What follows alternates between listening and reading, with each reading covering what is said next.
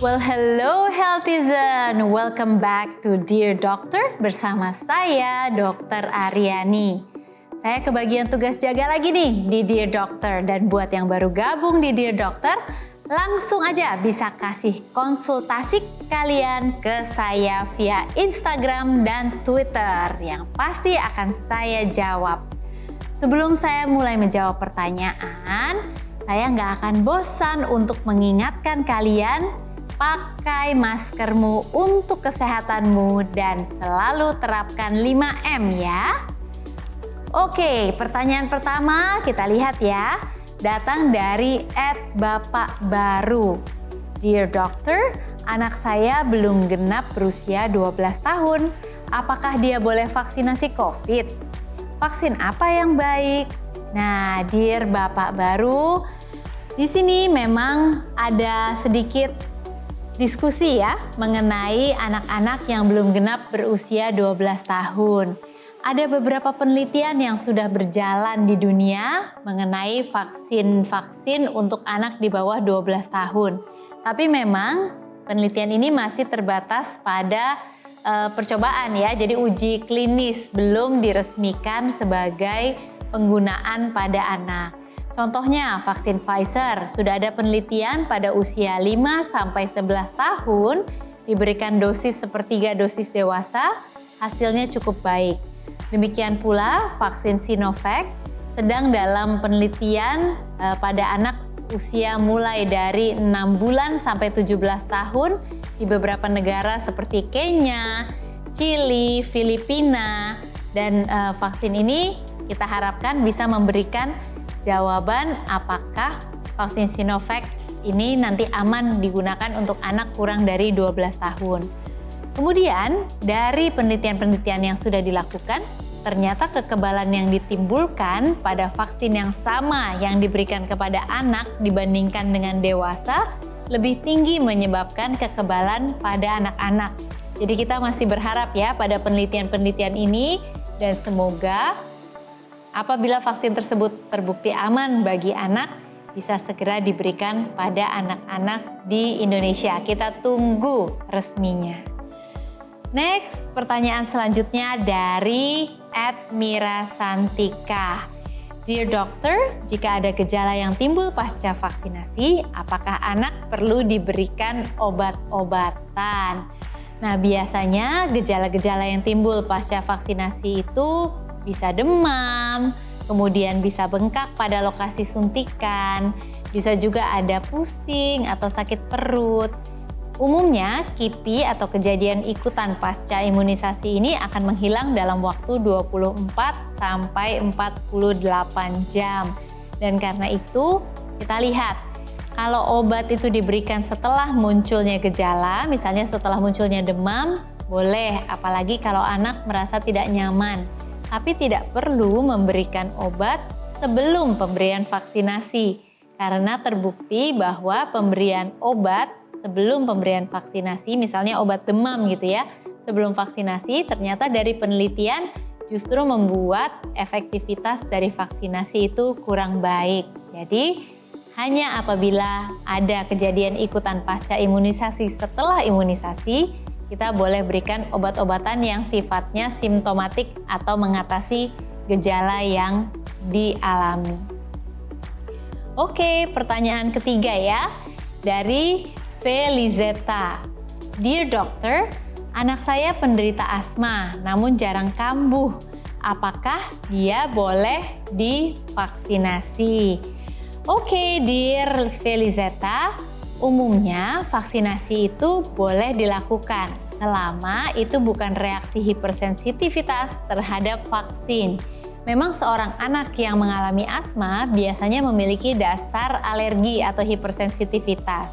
Tapi apabila alergi atau hipersensitivitas itu bukan terhadap vaksin sebelumnya, maka pada umumnya tidak apa-apa. Bila tidak yakin, coba pastikan dulu ke dokternya masing-masing. Oke? Semoga menjawab ya. Oke, selanjutnya ada kiriman voice note nih dari @dipodias. Kita dengarkan dulu ya.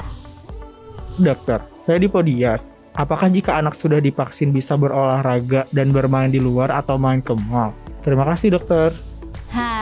Dear Dipodias, jadi seorang anak yang sudah divaksin sama seperti vaksin-vaksin lain, yang namanya vaksinasi itu tidak menghilangkan sama sekali risiko seorang anak untuk terkena penyakit. Tapi memang vaksin akan menurunkan risiko tersebut. Jadi tetap harus berhati-hati. Apabila akan melakukan olahraga di luar rumah atau bepergian, maka harus selalu tetap disiplin dan setia menerapkan protokol kesehatan. Jangan sampai lupa, jangan sampai lepas. Dan pastikan bahwa seluruh anggota keluarga yang di rumah juga sudah divaksinasi.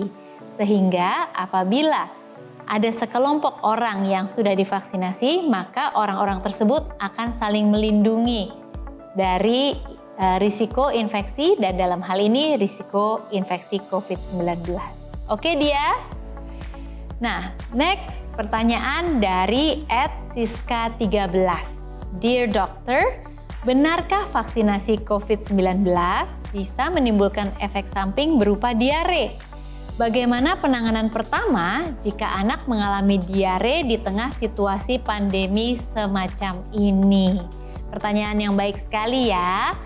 Dear Siska, memang vaksinasi COVID-19 itu juga tidak terlepas dari risiko kejadian ikutan pasca imunisasi, sama seperti vaksin-vaksin lainnya. Namun, salah satu efek samping yang mungkin terjadi meskipun tidak sering, memang diare. Apabila si anak terjadi diare atau mengalami diare setelah vaksinasi, maka yang harus kita lakukan adalah 1. Pastikan bahwa dia tidak dehidrasi. Artinya asupan cairan harus bisa mengimbangi keluarnya. Dan kalau bisa jangan berikan cairan biasa, tapi kita harus berikan cairan elektrolit juga alias oralit dan cairan rehidrasi oral yang kadang-kadang sudah tersedia dalam bentuk botol. Dengan demikian, berapapun cairan diare yang keluar, maka akan digantikan dengan cairan elektrolit yang sama. Karena ingat bahwa yang keluar itu bukan air, jadi tidak cukup kalau kita gantikan dengan air saja. Selain itu, kita juga pastikan bahwa anak bisa mendapat zinc. Zinc itu biasanya diberikan 10 mg pada usia 6 bulan ke bawah dan 20 mg pada usia 6 bulan ke atas. Yang ketiga, jangan lupa nutrisinya harus baik. Jangan sampai karena anak mengalami diare kemudian dia jadi tidak diberi makan karena takut diarenya bertambah berat atau susunya justru diencerkan. Malah si anak kekurangan kalori dan badannya tidak bisa memulihkan diri dari diarenya. Oke? Mudah-mudahan menjawab ya. Kita lihat siapa lagi yang bertanya ya berikutnya dari @Risa Karumin. Dear Doctor, apa obat alergi untuk anak saya yang kalau kena debu langsung batuk dan gak berhenti-berhenti? Anak-anak yang alergi ini memang ada bermacam-macam alergen yang membuatnya kumat ya atau muncul gejala. Ada yang kena debu, ada yang kena bulu hewan, misalnya bulu anjing atau bulu kucing. Kemudian ada juga yang mengalami alergi kalau makan makanan tertentu seperti seafood. Ada juga yang mengalami alergi pada suhu yang agak dingin.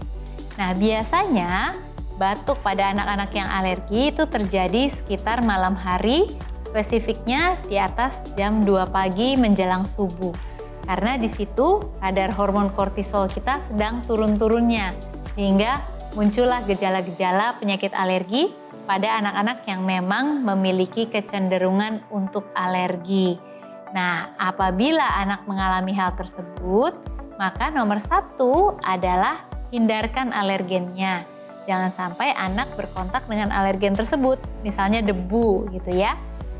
Lakukan pembersihan yang baik, yang sering dilupakan adalah gorden di rumah. Kalau spray mungkin diganti secara berkala, tapi gorden biasanya tidak diganti secara berkala atau dicuci secara berkala. Sehingga kita harus ingat, minimal harus dilakukan vakum secara berkala.